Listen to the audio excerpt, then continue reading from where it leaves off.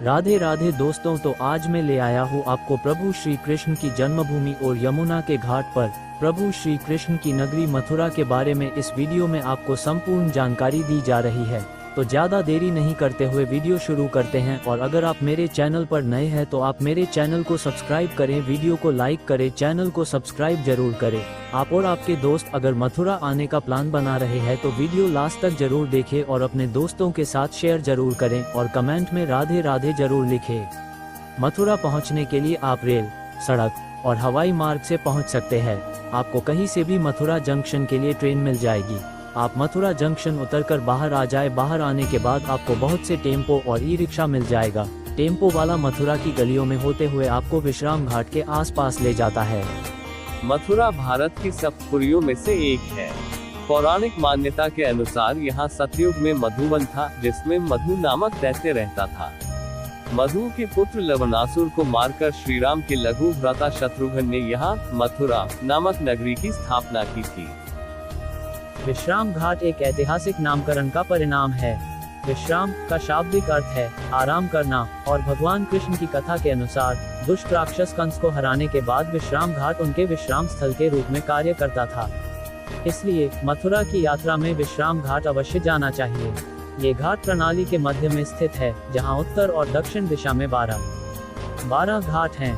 देश भर से तीर्थयात्री विश्राम घाट के पवित्र जल में स्नान करने और पारंपरिक परिक्रमा पूरी करने के लिए आते हैं। विश्राम घाट अपनी नाव की सवारी के लिए प्रसिद्ध है, क्योंकि यह अन्य घाटों के मध्य में स्थित है। आप यमुना नदी के किनारे के मनोरम दृश्यों को कैद करने का आनंद ले सकते हैं। सवारी के दौरान आप यमुना नदी के पूरे विस्तार का नजारा देख सकते हैं। घाट पर अलग अलग कीमतों पर विभिन्न प्रकार की नावें उपलब्ध हैं। मथुरा यानी मथुरा का नाम सुनते ही दिमाग में सबसे पहले ख्याल भगवान कृष्णा के बारे में ही आता है। यमुना तट के किनारे स्थित यह शहर कई ऐतिहासिक और दैविक इमारत, महल और पवित्र मंदिरों के लिए जाना जाता है। कृष्ण जन्माष्टमी या फिर होली के अवसर पर यहाँ लाखों भक्तों की भीड़ कृष्ण के दर्शन, होली खेलने और अन्य पर्यटक स्थलों पर घूमने के लिए आते हैं। लेकिन मथुरा में कृष्ण मंदिर के अलावा घूमने के लिए कोई जगह सबसे अधिक प्रसिद्ध है तो वो है कंस किला। फोर्ट के बारे में अधिक जानकारी नहीं होने के चलते अक्सर सैलानी इस किले में घूमना भूल जाते हैं। आपको बता दें कि भगवान कृष्ण के मामा कंस को समर्पित ये किला प्राचीन समय से लेकर आज तक सैलानियों के लिए एक मुख्य पर्यटक केंद्र रहा है। कंस किले में घूमने के लिए आप सुबह 8 बजे से शाम 5 बजे के बीच कभी भी जा सकते हैं। हालांकि किसी विशेष मौके पर ही इस किले में जाने की अनुमति नहीं होती है। कहा जाता है कि इस किले के घूमने के लिए सैलानियों से किसी भी तरह का शुल्क नहीं लिया जाता है, यानी आप बिना किसी टिकट के इस फोर्ट में घूमने के लिए जा सकते हैं। अक्टूबर से अप्रैल के महीनों में मथुरा घूमने के लिए बेस्ट समय माना जाता है। इस महल को लेकर एक ऐसी धारणा है कि इस महल में एक वैधशाला हुआ करता था। कहा जाता है कि उस महाराजा सवाई जय सिंह ने किले के परिसर में एक वैधशाला का निर्माण करवाया था, लेकिन कहा जाता है कि अब इसका कोई भी अवशेष नहीं है।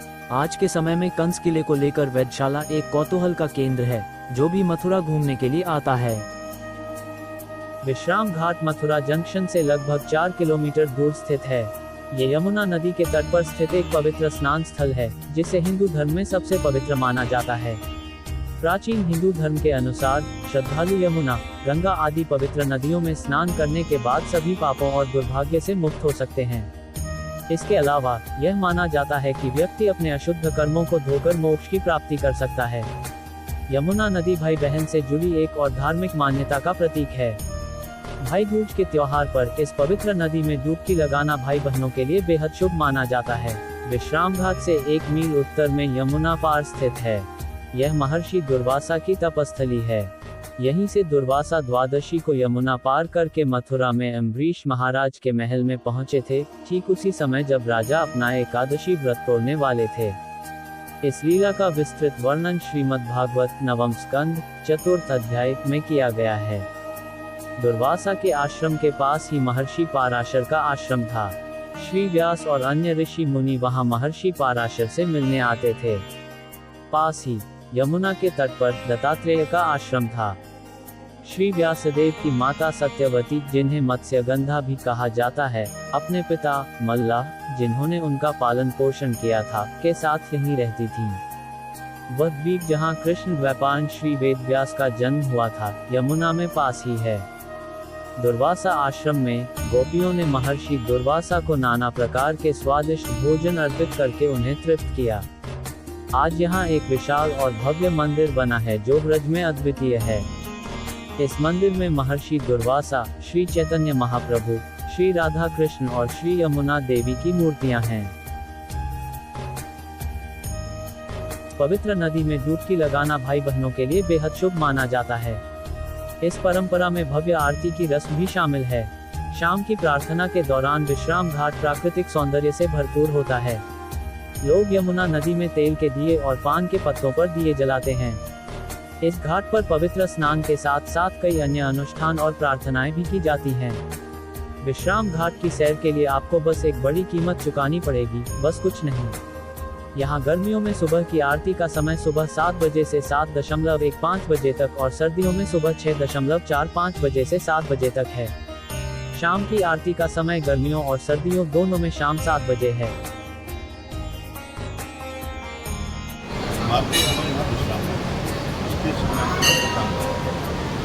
द्वारका गए थे, द्वारका से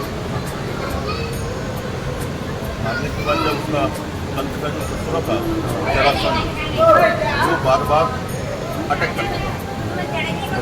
उसका दामाद गया, उसकी विधवा हो गई, तो वो क्या करता था, बार बार यहाँ अटैक करता था। अटैक करता राजा का बिगड़ता नहीं, प्रजा खत्म होती थी।